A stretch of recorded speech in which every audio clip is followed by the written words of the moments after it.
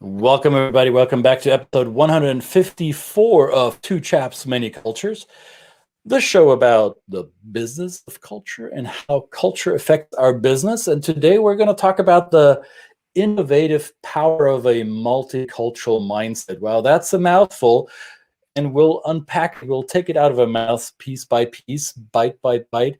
We have a guest today that can shed some light on what it means to work with new ideas, with a diversity of thought, and how having lived in different cultures informs how we do that kind of work in an innovative way.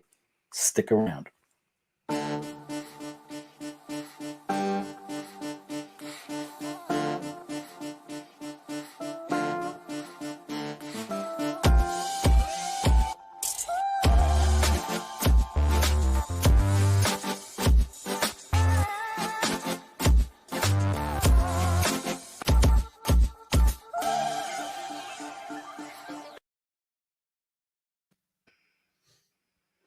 Hello, mate. How are you? I'm doing fantastic. Sorry, I was a little bit rushed. I was a little bit late. My hair's not done properly. I don't know. I mean, I was a little bit. That's what it is. I thought, okay. That's what it is. So, welcome everybody. Welcome back to Two Chaps, Many Cultures. And as every day, with every episode, we want to know from you where in the world you are. Let us know. Don't be a stranger. Give us the information that we want from you. Tell us where you are in the world. Where in the world are you today, Brett? Are you where you always are? Yeah, strange enough, I'm still at home. Still at home. Beautiful sunny day up here in Chicago. Wonderful. Snow is on the ground, looking resplendently white on the ground, under the basking sunshine, and it's beautiful. Can't complain. If we're still at home, I'm wondering if we'll ever have a different answer.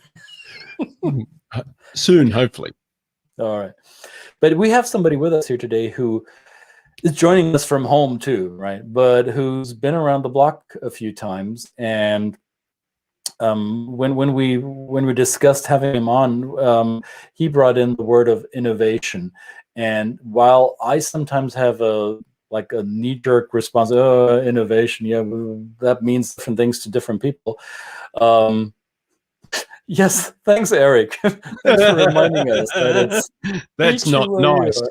No, that's not nice. That's well, it might be nice. So innovation means different things to different people, but I think even though the word has been beaten around the block and beaten like a dead horse once in a while, I think as we work in our respective fields, we want to bring in new ideas once in a while, depending on our industry. And our guest today comes from a line of work where doing the same things over and over again won't win him any trophies and won't win him any promotions. So by definition, he had to come up with new ideas, and how being in a more global context, how developing a multicultural mindset has changed that or positively affected that. Here today to discuss that is Michael Merk from his home office, but also from Grand Rapids, Michigan, if I'm not mistaken. Correct. This is correct. Thanks so much for having me. Hello, chaps. Hello, everybody out there. No, this is fun. I'm looking forward to that. It's a topic that's very dear and close to my heart.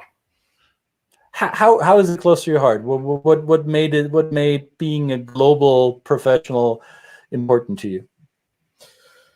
Well, I've left my home culture something like 30 years ago, and I've always learned something new. I love seeing new things. Some people describe it as an experience that is close to heaven and hell. You get to see new things, but you also make mistakes by leaving your home culture. And I loved getting to see new things, and it enriched my life on so many levels that I said, if you can handle the disappointments and focus on the new things that you're learning, then this should be fun. So that's why I love this part, because I've also learned to use it as a weapon in a good way. Okay. Well, before we go into the weaponizing of multiculturalism, let's tell our audience what's the native culture that you left and where did you leave it to?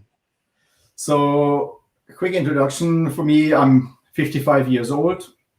I'm born in Freiburg, which is some people who know Germany, the Black Forest.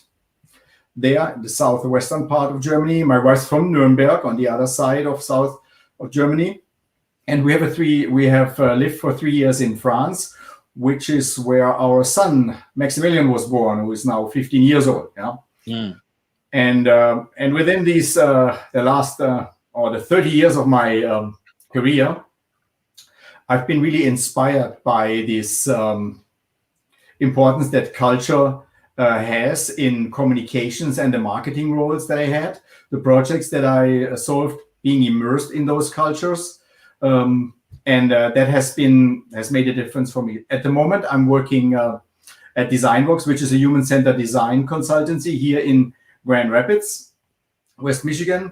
And what brought me to this place is an expert assignment in 2008 that was supposed to take 3 years. But this is now year 12. So let's say that. In the meantime, I'm doing something different. I'm working with DesignWorks. And, so far we're around. So your native culture being Southwestern German, and you left the first time you decided to live and work outside of your native culture was France, which was, for those of you who are not intimately familiar with European geography, from Freiburg to France, it's probably less than half an hour to cross the river and be in the other country, but it's the immediate neighbor. However, different language, some might say significantly different culture, but you didn't live in the, what some would say, stereotypical part of France, like Paris or another big metropolis of France. You lived, well, in quite a big city, but in Strasbourg, which is, well, a traditionally bilingual area of Europe. Wouldn't that be fair to say? Absolutely. My big advantage living in the Alsace region, which has been Germany 3 times back and forth over the last 100 years, unfortunately, was that I could speak the local dialect. And Strasbourg, France still has a newspaper section in German. Actually, some people can even vote there still in German.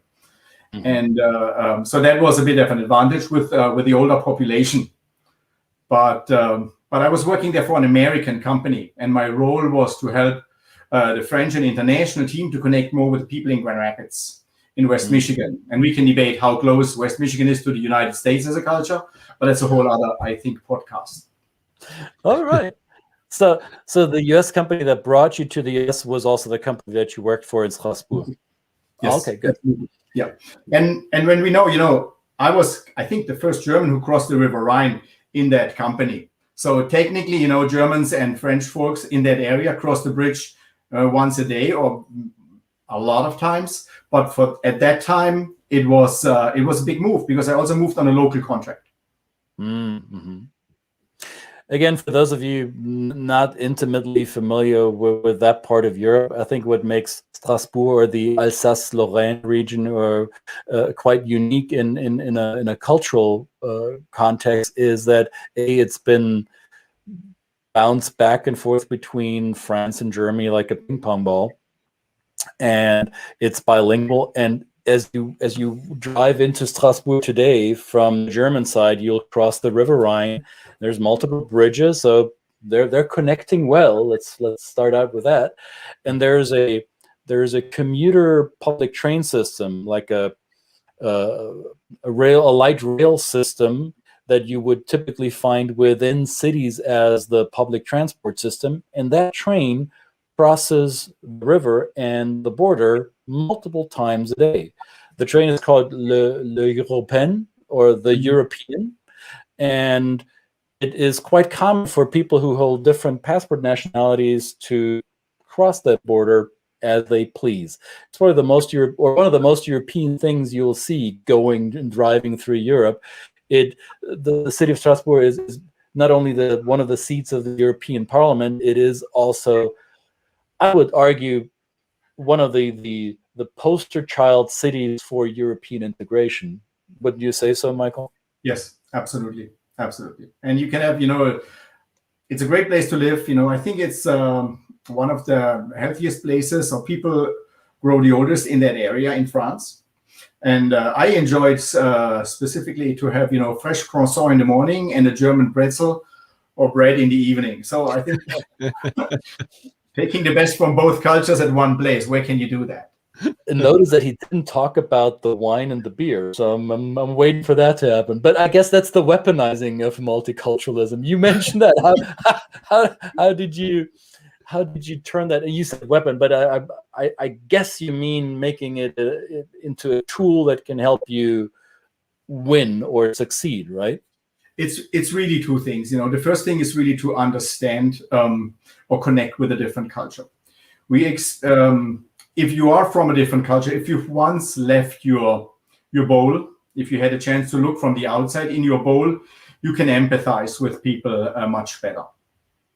And that's a big problem, I think, when it comes to innovation and when it comes to creativity. A lot of people who are outside your culture, a lot of people cannot talk to those people.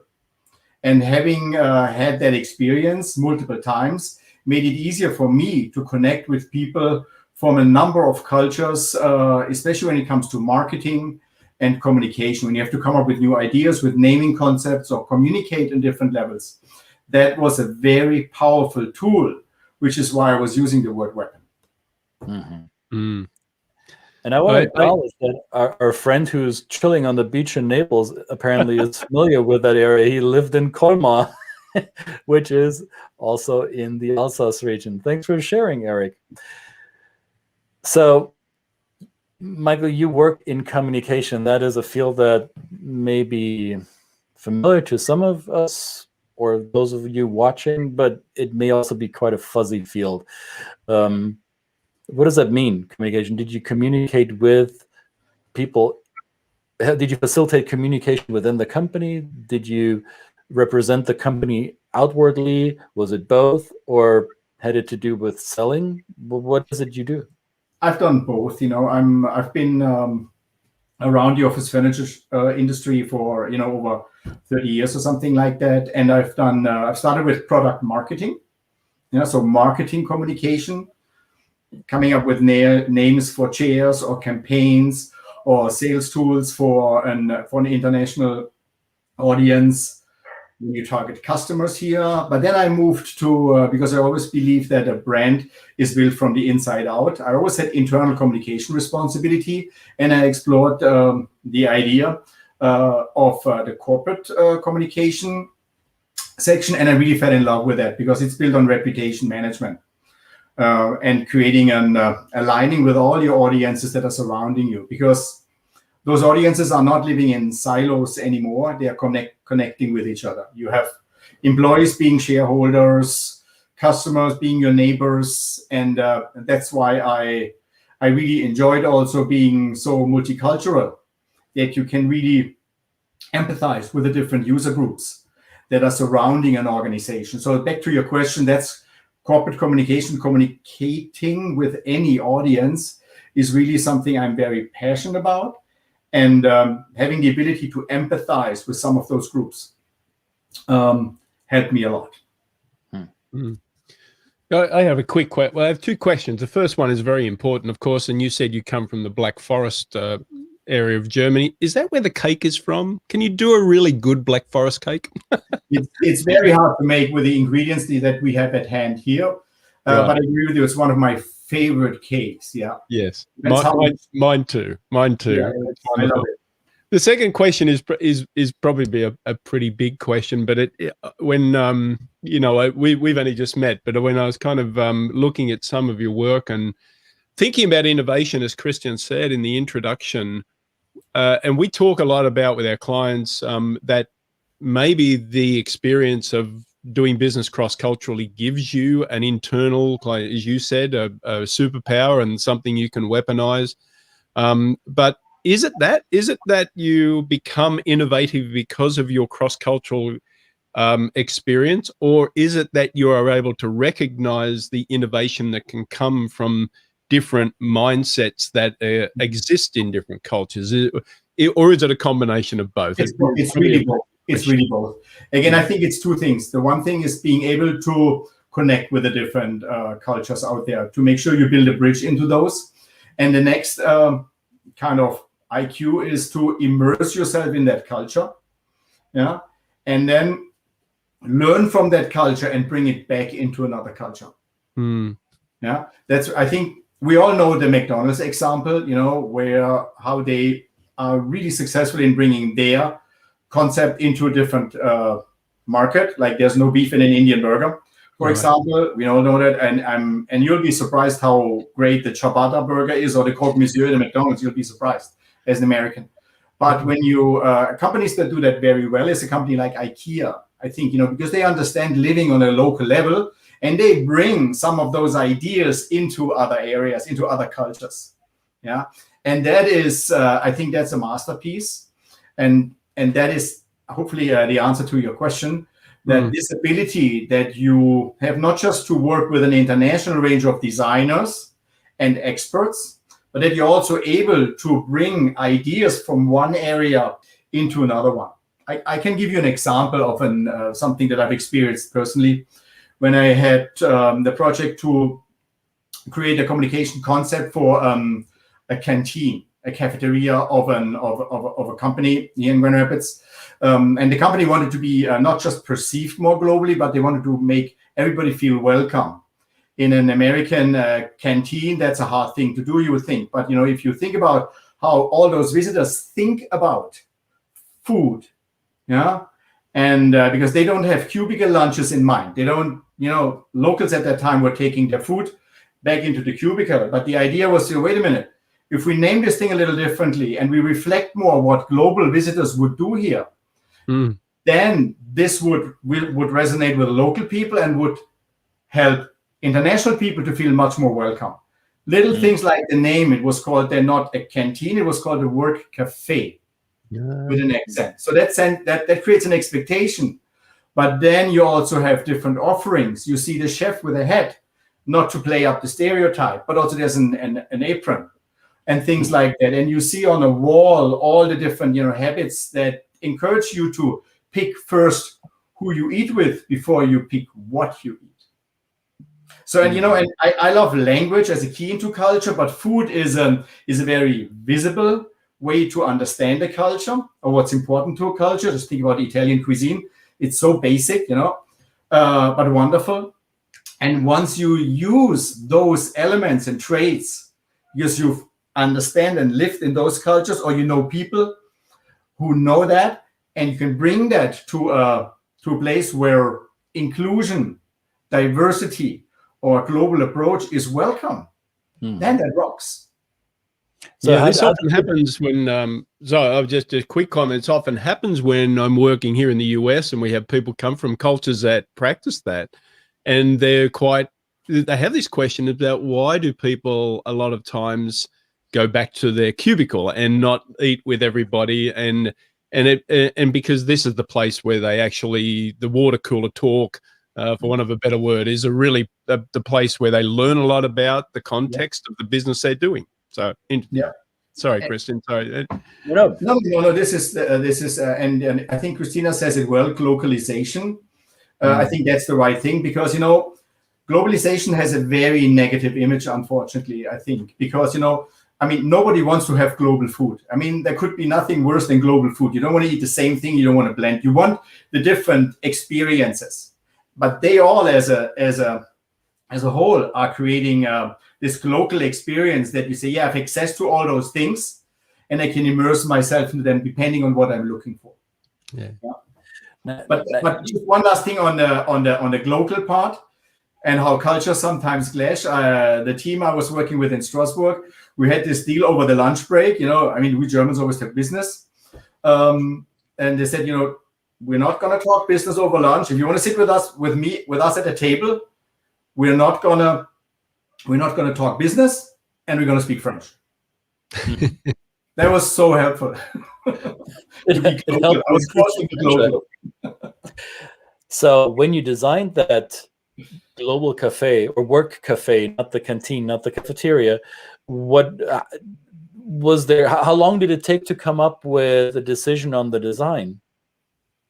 How did the different viewpoints of the team inform the final design decision? The name has been in my head and has been circulated for something else for quite some time, and I haven't invented a name. I've just put it to use from a different place there. But I've learned in a naming process, you never debate a name as such, because so many people have so many different things based because of their cultural experiences in their head. It always starts with the story you would like to tell around the name.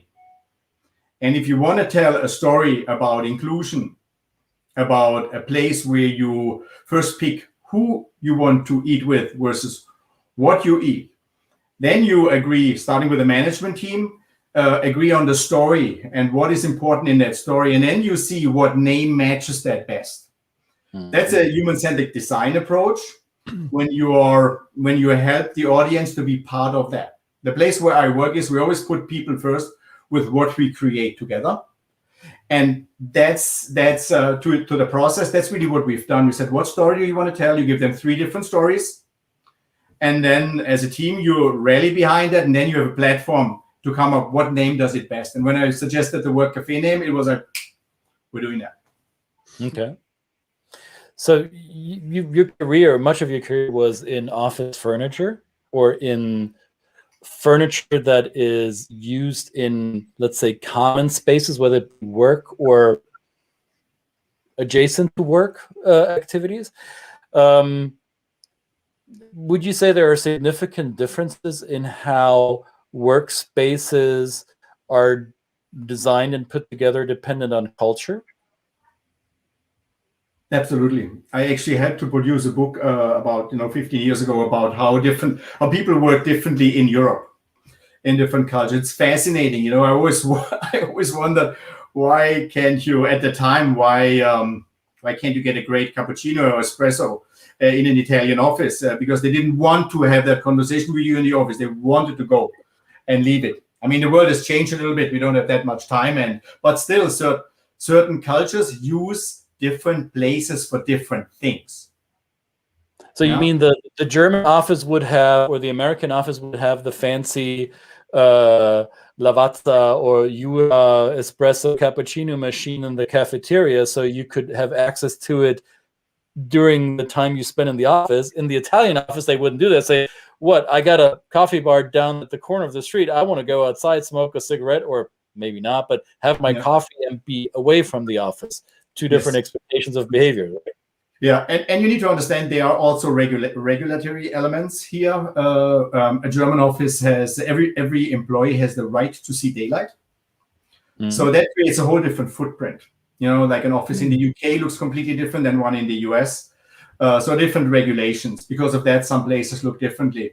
But I think the world is moving closer together when it comes to that. But still, certain cultures have certain rituals, like in a more autocratic culture, the corner office is still a thing, and some people still want to have a chair with a headrest to show they are the boss. And in some cultures that doesn't matter. You don't even have an assigned workplace anymore. But in some cultures that's status. And when I say culture as a nation, that applies also to organizational cultures, because very often the dominant culture in an organization is the home culture. So that's why it's connected very often. Yeah. Now, it's been, 13, 14 months since we've all been blessed with this new work world, pandemic induced. How is it affecting the office furniture world? Is that making it a challenge? Is it just different? How's your experience been? Well, I can't speak for the office furniture industry because I'm not working at the industry anymore, but I'm still connected, of course. I'm more interested in the human effect this has on people, because obviously it's harder to sell office furniture because, that was a little bit more difficult for some time. The offices weren't that used that much, and people thought it's not a great idea to have 7,000 people in one building for some time. So obviously that's changing. I think it's all coming back at some point. But what was interesting was the human reaction, that for some time it was people have seen out of a sudden that it's possible that you can work from home if you have enough space. Before the pandemic, only 10% of the US population was allowed to work from home. It was unpopular, or for some it was a privilege. Now that everybody had to do that, that has changed. Yeah. So and different cultures reacted differently. You know, I mean, I always said about the US culture, it's the only culture that thinks it's really cool to work at any time, at any place. And out of a sudden, you're not working from home, you're sleeping in your office. And that is very hard for some cultures, like in Indonesia or in where they really separate life and work. And so there it created a huge struggle. But on the other hand, I've seen, the news in France that I always thought the French are separating work and life dramatically. But it turns out that working from home worked very well for some time. So it was very interesting to see that. When you say humans, I'm not sure if I'm saying it right, human-centered design, right? Yeah. What does that mean? Well, it starts with putting the user in the center. Very often when you work on a certain tactic, when somebody says, I want a website, I want a certain product, this product gets catered to what the manufacturer wants. The difference here is that you understand the person using the product, and you put yourselves into the shoes and walk through that journey and design the product accordingly. That's the key difference. It's got a lot to do with empathy, that you put yourself, I mean, the way Brené Brown defines empathy is really the ability to take perspective, to really don't judge, really listen to the user. It depends, you have to interview in a special way to make sure you're not kind of driving the answer. No judgment, but also recognizing the emotions in people. What are the emotional cues? It's not just what they say, it's how they think, how they feel, and how they behave.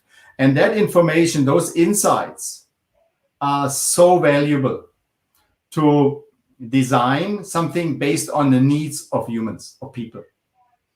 So I'm going to ask a pointed, maybe controversial question. Would it even be possible to work in human-centered design without being able to empathize and without having the cultural intelligence to serve a diverse clientele? Could you do your job without your history? Normally not, because I think marketing people are really good in it. They have that down. Unfortunately, mostly for one audience, for the customer only, but that's not a problem. I think it's really good that they can empathize with the different cultures because they really focus on it. They want to understand, is that product working in a specific culture in a certain market? Because even in the US, that a designer in Atlanta, a space planner, picks a different color than a designer in Europe, in New York versus Chicago versus San Francisco. You want to understand those nuances. So you need to have that. And my point about the multicultural mindset is, if you have practiced that or applied that in your daily life, if you've been outside a culture, if you learn the signals, if you get the ability to build those bridges, then you can do so much better job. And to your point, it should be mandatory. It should be, yeah. My brother works in the furniture design and design space business, and he's traveled a lot. He used to work for a company called Welcome, and he would go to Germany and different suppliers, and also here to the US and that kind of thing. And somebody from the outside might think, well, why would you, if you're designing furniture, why would you have to go and visit these places? But I think I would love, out of this conversation, I want to kind of ask him that question, what those experiences of just physically traveling to a different place and sitting with the people from different perspectives and different designers has had on his work, because he's wonderfully successful at it. And and I couldn't tell color from one thing to the other, but he's great at it. But it's I think you doing what you're saying is very important in any kind of field of endeavor. If you can kind of outside of your comfort zone and your perspective, to see the world through a different set of eyes is what we obviously teach and promote most of the time, right? And it's not just the end user, Brett. To your example in the furniture industry, while every furniture dealer channel has similar needs when it comes to products, certain cultures look at the product in a different way. I mean, in the furniture industry, there's no tougher dealer than the German dealer who is looking first under the desk than at the desk to see how robust is the piece. Yeah. So, and you want to understand that if you think you can sell in Germany from the US, or if you think a German manufacturer can easily sell in the US, you have to travel there. You have to go there. You have to talk to people. To Christina's point, you have to go to the bar. You know, I've learned that with certain cultures, decisions are not made in the office. You go out and dine, and like what I've learned very often in Latin-driven communities, the decision is made in the evening after dessert, and if you miss those 15 minutes, you miss the travel. The trip was not a success. Yeah, totally agree. When did you know for yourself that your multicultural work experience made you better at what you do now? Was there ever a point where you recognized, oh, I'm good at this, or I'm getting better at my work because I spent these 3 years in France and Strasbourg, or because now I'm raising a third culture child in the upper Midwest? Was there ever a conscious point where you recognized, oh, this is actually helping me professionally? There was a shock moment during the onboarding of the expatriation. And my culture coach at that time still remembers that when he's listening, because we had to assess ourselves, how we're doing from a culture perspective. You know, the high, low context piece, and map it out, you know, how we're doing against certain cultures, really to get more sensitive to that. And I was shocked because I looked at the parameters of my home culture, the German culture, and the location where I was supposed to live. And I was shocked because it was exactly in the middle. And I was thinking, I've lost my identity. Oh my goodness. I'm not here and I'm not there. I'm in between. And then the coach took me aside and said, Michael, this is a gift. You can build bridges. Yeah, use it for good. And that's the moment when I realized being in between is actually helping, because you can build bridges for people. And that's really what I think is the core of my personal brand, is to build bridges by bringing perspective. And I think I can do that well, because I can read the signals out there, and I can bring people together, which really works with human-centered design. Now, A, that is beautiful, and thank you for sharing that. And B, I'm only projecting this because this is what happened to me. I'm not sure if you had a similar moment.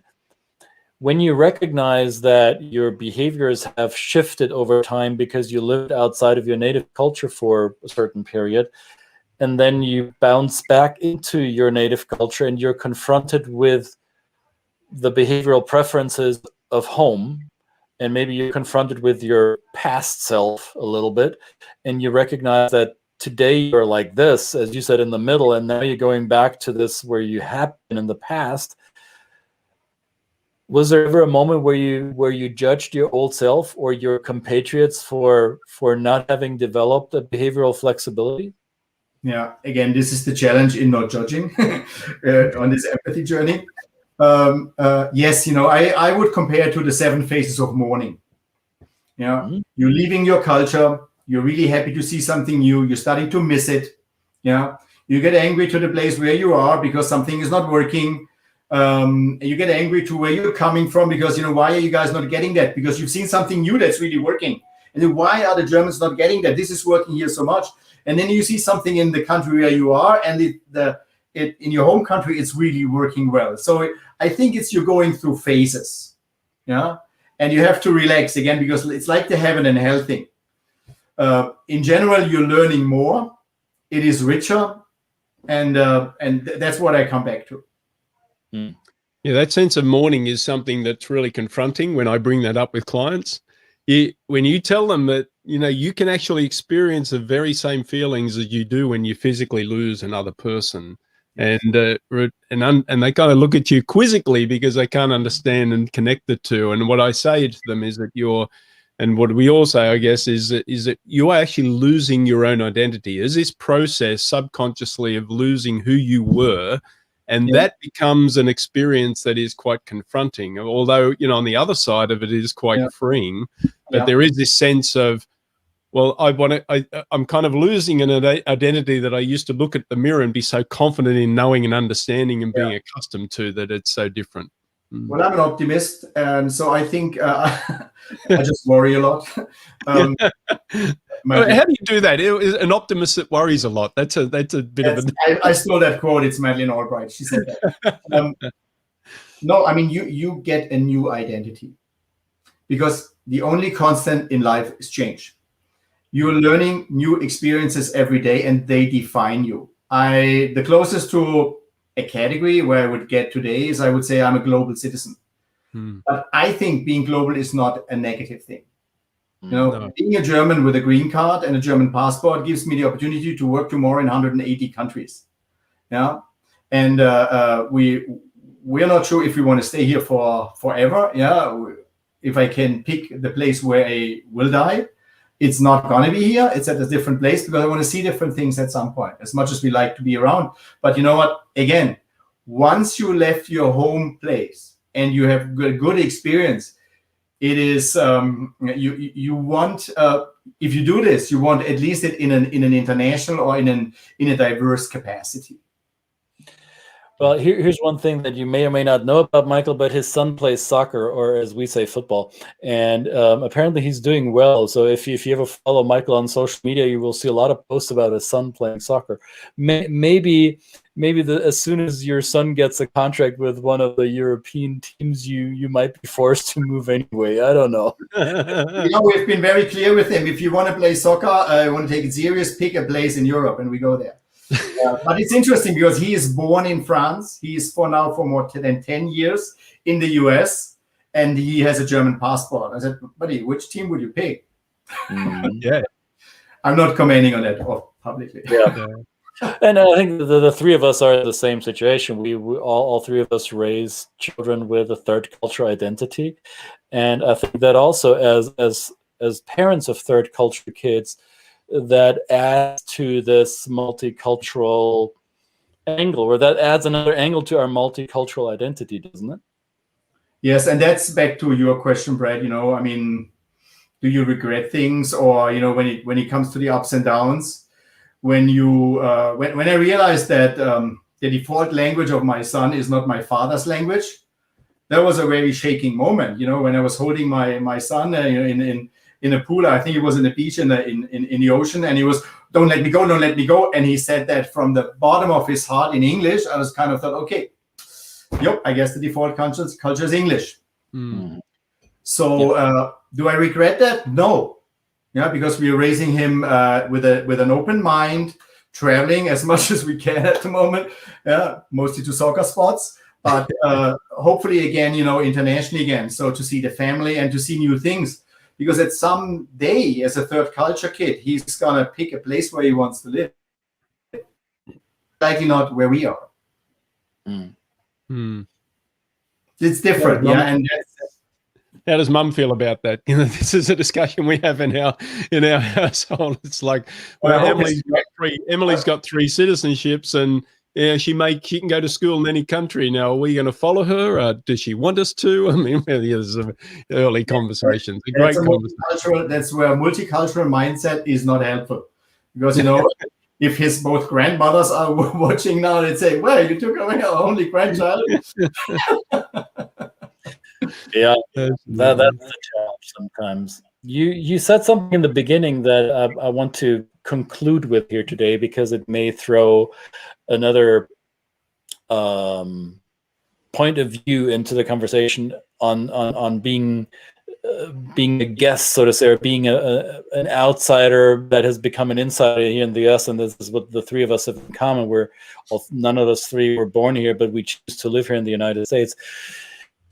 You said that, kind of tongue-in-cheek, whether Grand Rapids, Michigan, or that part of Michigan could be used as an example of what U.S. culture is like.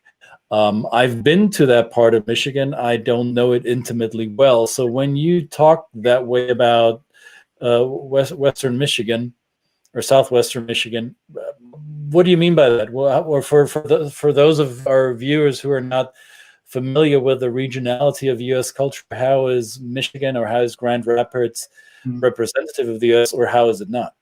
Well, as an optimist, I would say if you look at the book, The 11 Nations of the United States, there are certain places that are good or bad in certain things. And I think that's the reality for every location. Like when you live in Bavaria, and you realize Germany is not like Bavaria. Not everything in Germany is like Bavaria. And when I came to Grand Rapids, fortunately I knew the culture and everything with the Midwest culture. I knew that it is not New York. Yeah. And my role, I was brought to the US, to Grand Rapids intentionally to bring a multicultural, a global mindset. Yeah, and doing projects like what I've explained. Yeah. And that's when I've learned that, being different is hard. It's hard work because, you're here for change and not everybody likes change. Yeah. And so I've learned to look for the people that are open for change and work with those people. But there are certain places where it's just hard to drive change. And the Midwest is known for being very community driven. Yeah. But it's also about how can I explain that? It's an element of passive aggressiveness you sometimes feel, yeah, or that when you it's not directly what you see is what you get all the time. They don't mean it in a negative way, but it's there's this confrontation avoidance, and that's something for a German who is honest that it hurts. Sometimes, we Germans are sometimes, because we think if something's not working, we have to talk about it. And that's something that's not always working very well in certain areas. And that I had to adjust. I'm not the bull in the China store because I know how to behave and how to do that, but that was an adjustment. Michigan nice, as they call it, or Midwest nice, right? Yeah, Midwest, yeah. I mean, there's the story about the New York people, New York restaurant owners who love to hire Midwest people as waiters, as waiting staff, because it's so hard to explain in New York to be nice or friendly. So I think that's the great thing about this place here. It's a great place to raise kids. It's wonderful. Yeah. But as a direct, low context communicator, you sometimes miss the straightforwardness of your communicative preference. You had to adjust to that. Look, Christian, to close on that, I mean, with a multicultural mindset, you learn when you go in a meeting in Germany and nobody says something, you have consensus. In the French culture, sometimes, if it's not driven by the manager, if you bring a new idea, you have to prove that you're right. And in a Midwest meeting, silence is the worst thing. So you really have to follow up and want to make sure. Okay, you said it's great, but is it really good? Yeah. Or you said nothing. And can we talk about this again from a different angle? And that's what I had to learn. But it's working. If you have that mindset, you can survive those situations. I think the bottom line is here. You said I had to learn, and you chose to learn, and you chose to adjust from what you learned. I think that's what we tell our clients all the time. We're humans. We are different than any other living being on this land. We are given choice. We have choice of decision making. I had a training before we came on here, and one of our training participants said, well, you said earlier that we need to do this. I said, no, that's not what I said. The word need comes from a place of scarcity. I'm not going to tell you what to do, and you don't need to do anything. I'm only making you aware of choices that you may have not seen yourself earlier, and I'm presenting you with these choices for you to decide, do you want this or do you want that? And the choice and the outcome of your choice will define the next step. But as a trainer and coach, I will never tell you there's a need for doing anything. We have the choice, and if you choose to learn from your experience, and if you choose to implement those learnings, then that's how you develop that multicultural mindset, right? Absolutely. So and with that mindset, it's much easier to learn, to understand the different culture, and it makes your life better. I really believe that. Absolutely. Michael, thank you for joining us today. This was lovely. We've been working on this to get you on here. This is great. I hope Michigan will continue to treat you well. I hope the spring is around the corner, because I know he's got a four-wheeled animal in his garage that has a lot of horsepower under the hood that is yearning to be taken outside. So I'm going to leave it at that. Michael, thanks for joining us. Two Chaps, Many Cultures, Thursday Q edition 154. We're out for today. Join us back tomorrow with another guest, and well, you'll hear about it. Just be there tomorrow. Thanks, y'all. Thanks, Michael. Good to meet you, sir. Thank you.